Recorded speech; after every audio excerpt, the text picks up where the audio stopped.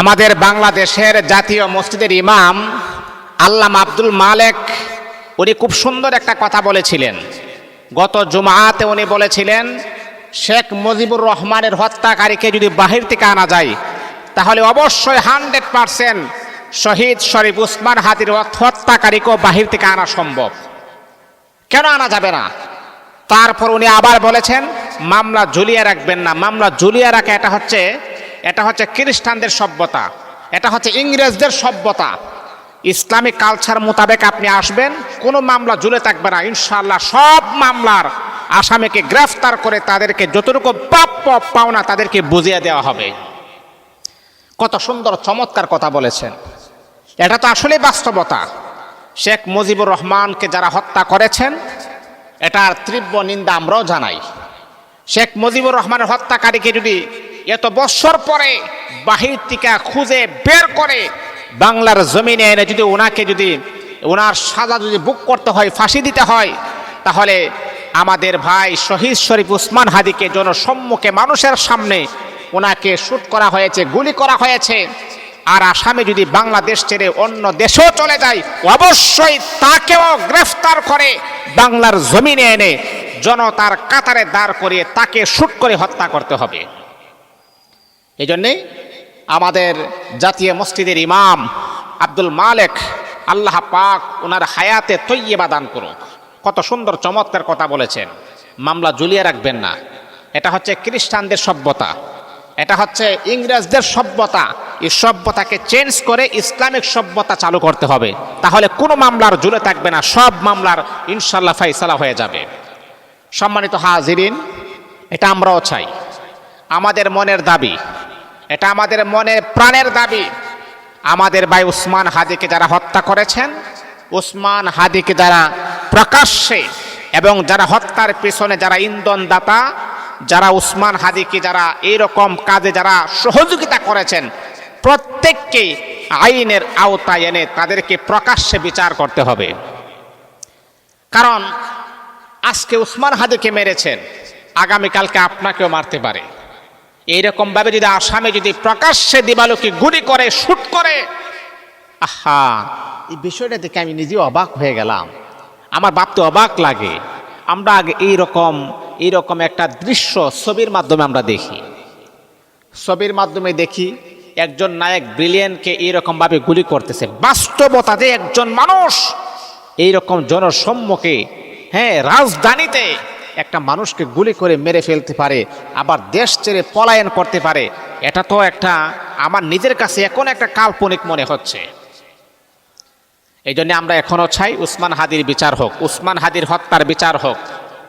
ওর মা ওই কথা বলেছেন, উসমান হাদি নিজেও বলেছেন যে আমাদেরকে কখনো ডুবিয়ে রাখা যাবে না, আমাদেরকে কখনো আপনারা শেষ করতে পারবেন না। শেষ করতে পারবেন যখন আপনারা আমাদেরকে গুলি করেন। কিন্তু আপনাদের কাছে আমার রিকোয়েস্ট হচ্ছে এতটুকুই, যদি আমাদেরকে গুলি করে মেরে ফেলে তাহলে তাকে ধরে তার বিচার যেন হয়, যাতে করে এই রকম সন্ত্রাস যেন ভবিষ্যৎ প্রজন্মে যেন আর গজিয়ে না উঠতে পারে। কিন্তু উসমান হাদির কথাটা এখন আমরা পালন করতে পারি নাই, এখন আমরা ব্যর্থ, এখন আমরা এটাকে বাস্তবায়ন করতে পারি নাই। আমার মনে হয় উসমান হাদির হত্যা শান্তি পাবে তখনই, উসমান হাদিকে যারা ভালোবাসেন তারা শান্তি পাবে তখনই, গোটা বাংলাদেশের মানুষের শান্তি পাবে তখনই, যখন তার খুনিকে ধরে সাজা দেওয়া হবে, তখন মানুষ এই দৃশ্যটা দেখে শান্তি পাবে। আমি কোনো দলকে মেনশন করে কোনো কথা বলি নাই, কোনো দলের গোলামি করি না। আমি একজনের গোলামি করি, তিনি হচ্ছেন আমার রব, আমার আল্লাহ। আমি ইসলামের গোলামি করি, কোরআনের গোলামি করি, রাসূলের গোলামি আমি করি, আর কোনো গোলামি আমি করি না। কিন্তু একজন নিরপরাধ মানুষকে যদি আপনি হত্যা করেন, অবশ্যই তার পক্ষে দাঁড়ানো এটা আমার উচিত, এটা আমার নৈতিকতা, এটা আমার আদর্শ। আমার রাসূল আকরাম সাল্লাল্লাহু আলাইহি ওয়াসাল্লামের আদর্শটা ছিল এমন, কোনো মানুষ বিপদে পড়লে তার পাশে দাঁড়াতেন, অন্যায়ের প্রতিবাদ করতেন, ন্যায়সঙ্গত কাজ করতেন। আমার রাসূল কখনো বাতিলের পক্ষে একটা কথাও আমার রাসূল বলেন নাই।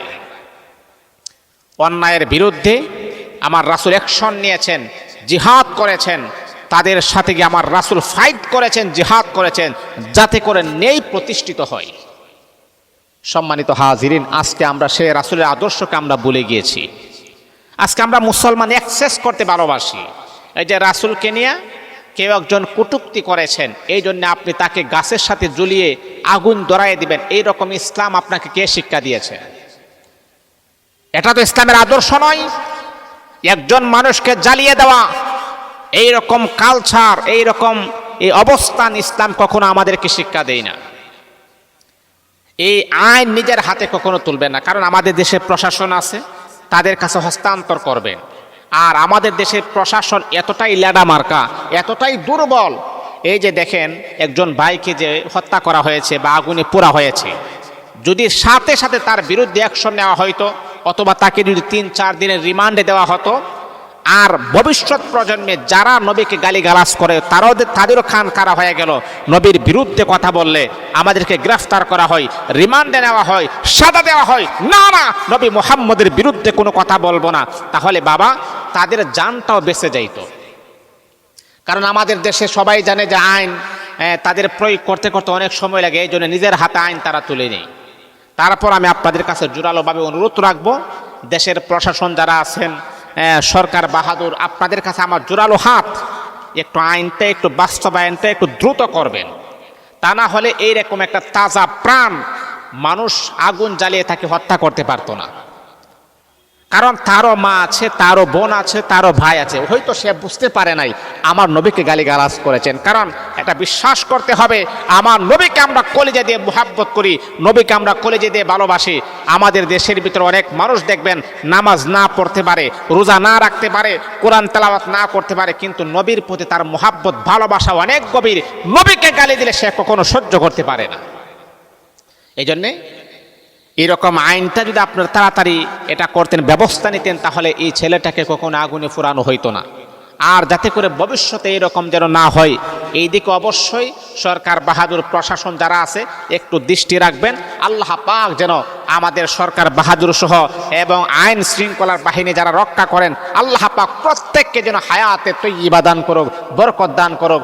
গোটা বাংলাদেশে যে একটা এলোমেলো হচ্ছে, এলোমেলোকে আল্লাহ পাক দূর করে দেন। বাংলাদেশের উপরে যেন শান্তি, রহমত, বরকত, আল্লাহ প্রদত্ত নিয়ামত যেন আমার আল্লাহ দান করে দেন।